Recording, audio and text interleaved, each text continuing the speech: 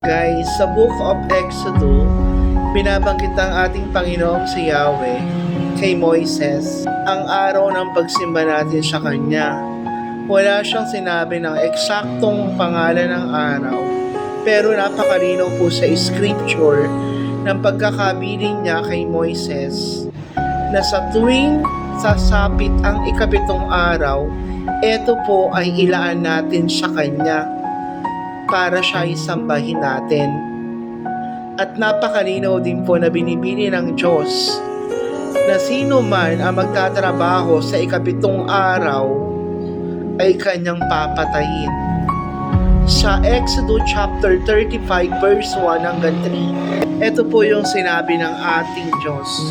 Tinipon ni Moises ang buong Israel at kanyang sinabi, ito ang iniutos sa inyo ni Yahweh. 6 na araw kayong magtatrabaho, ngunit ang ikapitong araw ng pamamahinga na nakalaan sa akin.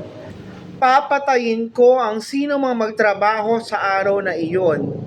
Sa araw ng pamamahinga, huwag kayong magsisindi ng apoy sa lahat ng inyong mga tahanan. Yan guys, yung bidding Yahweh ng ating amang lumikha ng langit at lupa kay Moises sa Book of Exodus. Karamihan sa atin, di ba, kahit Sunday, nagtatrabaho pa rin tayo, syempre dala ng pangangailangan natin. Pero hindi man Sunday ang mismong araw na tinutukoy sa scripture, paglaanan pa rin natin ang ating Diyos na lumikha sa atin.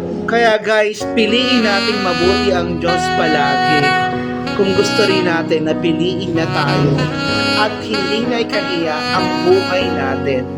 Salamat po.